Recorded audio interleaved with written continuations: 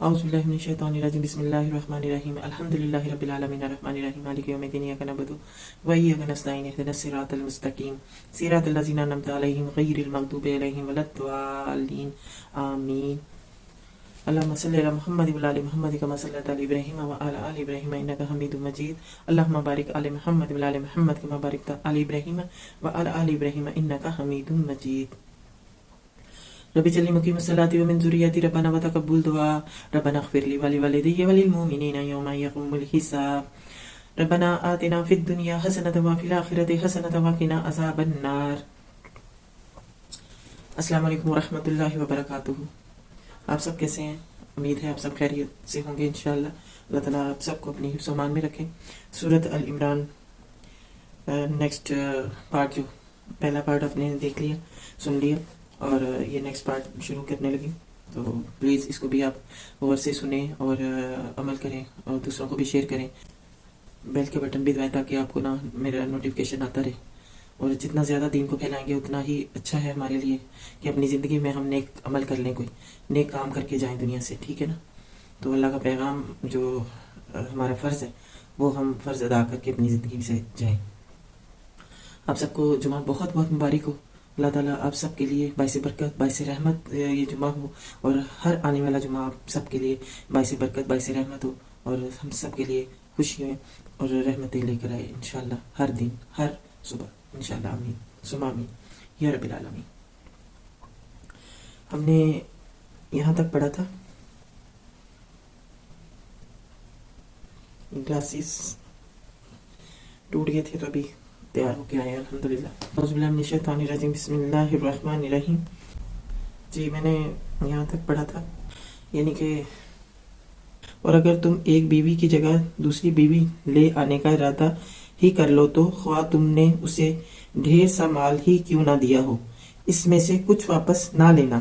کیا تم اسے بہتان لگا کر اور سرے ظلم کر کے واپس لو گے، اور آخر تم اسے کس طرح لے لو گے جبکہ تم ایک دوسرے سے لطف اندوز ہو چکے ہو اور وہ تم سے پختہ عہد لے چکی ہے۔ یہ پچھلی میں نے 2-3 وہ پڑھی ہیں لائنیں اس لیے کہ آگے کی سٹوری کا پتہ چل جائے گا آپ کہ وہ یعنی کہ حق مہر جو ہے وہ آپ واپس نہیں لے سکتے جبکہ آپ عہد کر چکے ہیں ایک دوسرے سے، تو یہ بتایا گیا۔ ڈھیر سا مال ہی کیوں نہ دیا ہو تو اس کو آپ واپس نہیں لے سکتے، ٹھیک ہے۔ اور جن عورتوں سے تمہارے باپ نکاح کر چکے ہوں ان سے ہرگز نکاح نہ کرو، مگر جو پہلے ہو چکا سو ہو چکا۔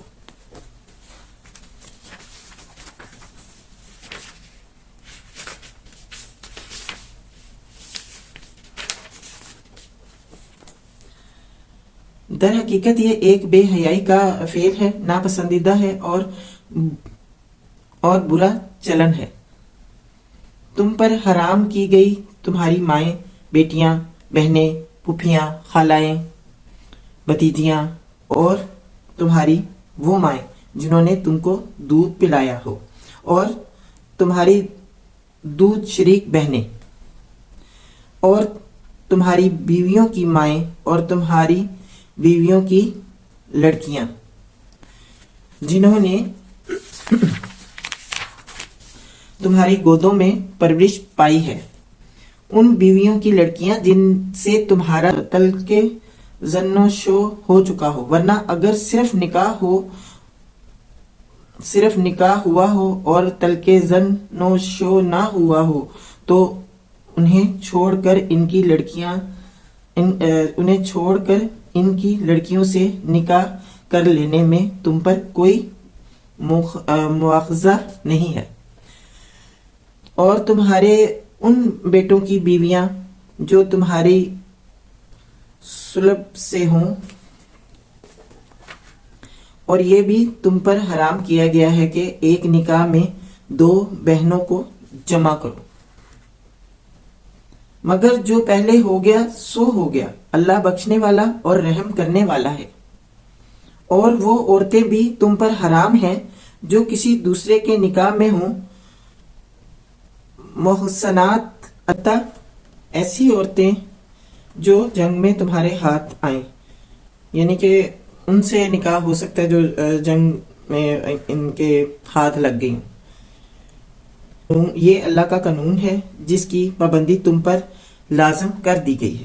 ان کے ماں سوا جتنی عورتیں ہیں انہیں اپنے اموال کے ذریعے سے حاصل کرنا تمہارے لیے حلال کر دیا گیا ہے، بشرطیہ کہ حصار نکاح میں ان کو محفوظ کرو، نہ یہ کہ ذات شہوت تو رانی کرنے لگو.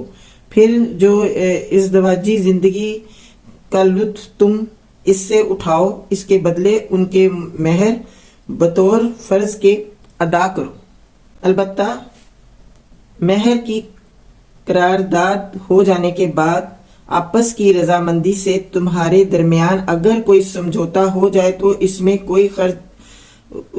کوئی حرج نہیں. اللہ علیم اور دانا ہے. اور جو شخص تم میں سے اتنی مقدریت نہ رکھتا ہو کہ خاندانی مسلمان عورتوں محصنات سے نکاح کر سکے، اسے چاہیے کہ تمہاری ان لونڈیوں میں سے کسی کے ساتھ نکاح کر لے جو تمہارے قبضے میں ہوں اور مومن ہوں.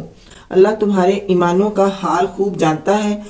تم سب ایک ہی گروہ کے لوگ ہو، لہذا ان کے سرپرستوں کی اجازت سے ان کے ساتھ نکاح کر لو اور معروف طریقے سے ان کے مہر ادا کر دو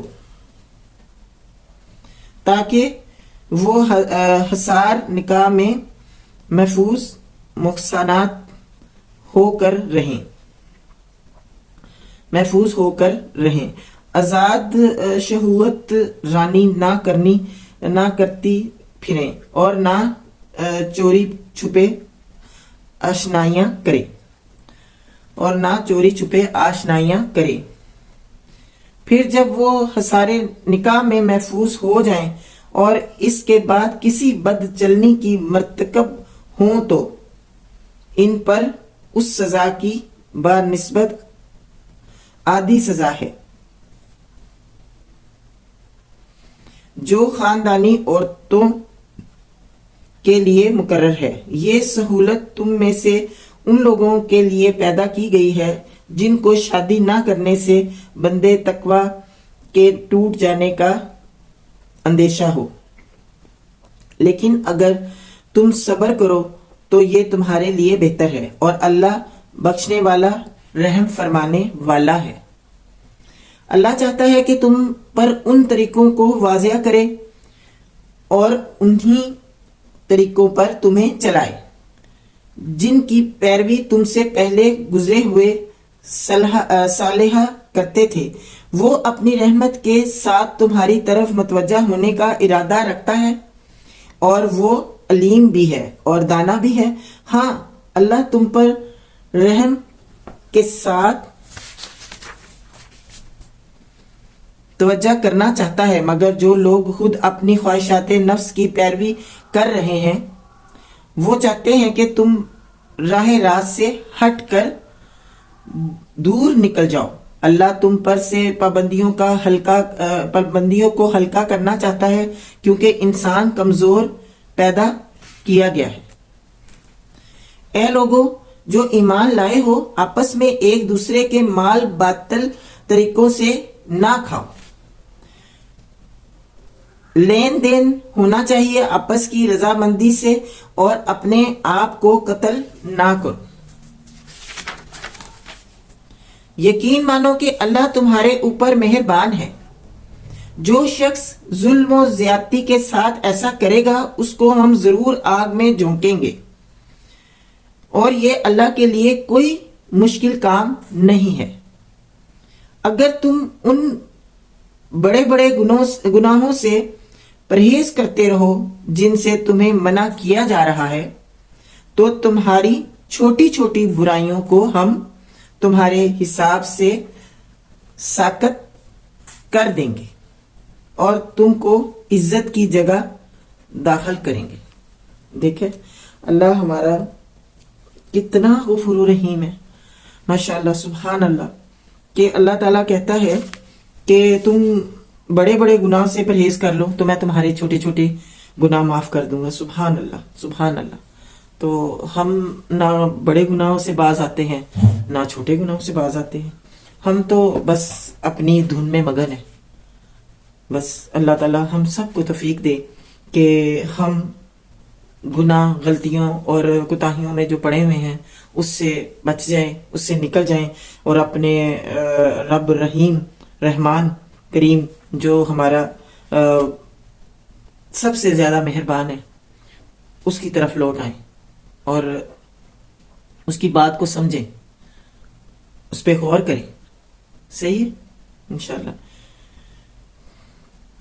اور جو کچھ اللہ نے تم میں سے کسی کو دوسروں کے مقابلے میں زیادہ دیا ہے اس کی تمنا نہ کرو. جو کچھ مردوں نے کمایا ہے اس کے مطابق اس کا حصہ ہے، اور جو کچھ عورتوں نے کمایا ہے اس کے مطابق ان کا حصہ ہے.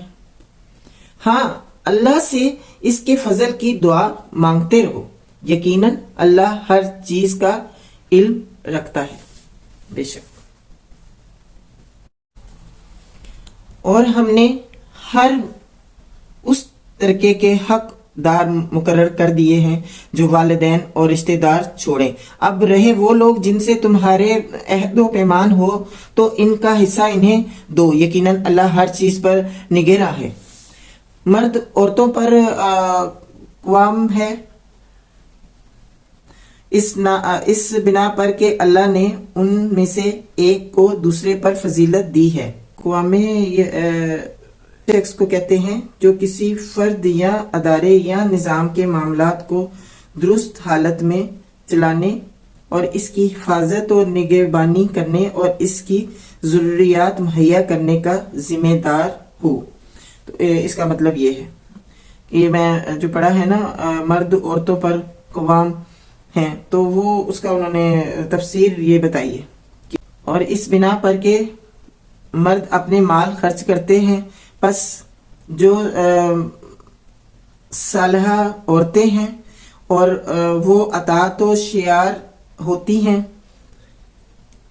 اور مردوں کے پیچھے اللہ کی حفاظت و نگرانی میں ان کے حقوق کی حفاظت کرتی ہیں.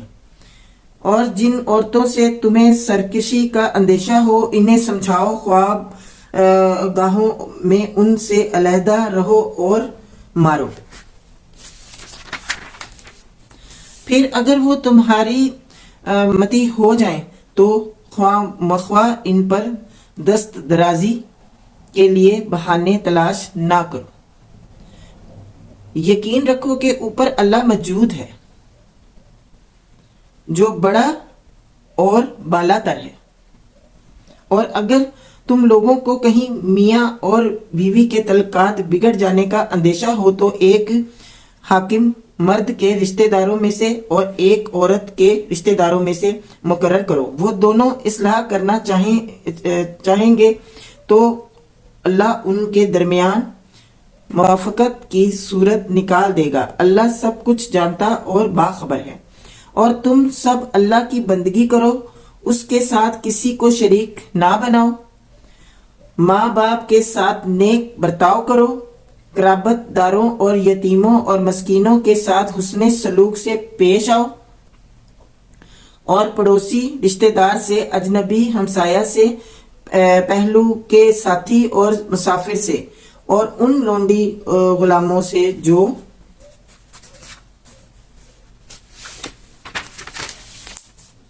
تمہارے قبضے میں ہوں، احسان کا معاملہ رکھو. یقین جانو اللہ کسی ایسے شخص کو پسند نہیں کرتا جو اپنے پندار میں مغرور ہو اور اپنی بڑائی پر فخر کرے.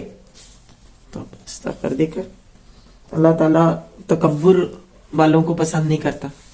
جو تکبر کرتے ہیں، غرور کرتے ہیں، اللہ تعالیٰ اس کو پسند نہیں کرتا. اور ایسے لوگ بھی اللہ کو پسند نہیں ہیں جو کنجوسی کرتے ہیں اور دوسروں کو بھی کنجوسی کی ہدایت کرتے ہیں، اور جو کچھ اللہ نے اپنے فضل سے انہیں دیا ہے اسے چھپاتے ہیں.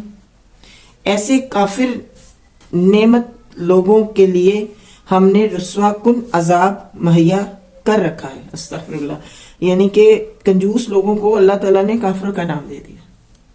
جو کنجوس ہیں، جو چھپاتے ہیں اپنا جو اللہ کا دیا ہوا رزق، تو اس کو اللہ تعالیٰ نے کہا کہ ایسے کافروں کو. استغفر اللہ. اور وہ لوگ بھی اللہ کو ناپسند ہیں جو اپنے مال محاذ لوگوں کو دکھانے کے لیے خرچ کرتے ہیں،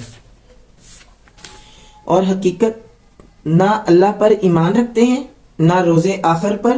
سچ یہ ہے کہ شیطان جس کا رفیق ہو اسے بہت ہی بری رفاقت میسر آئی. اللہ اکبر.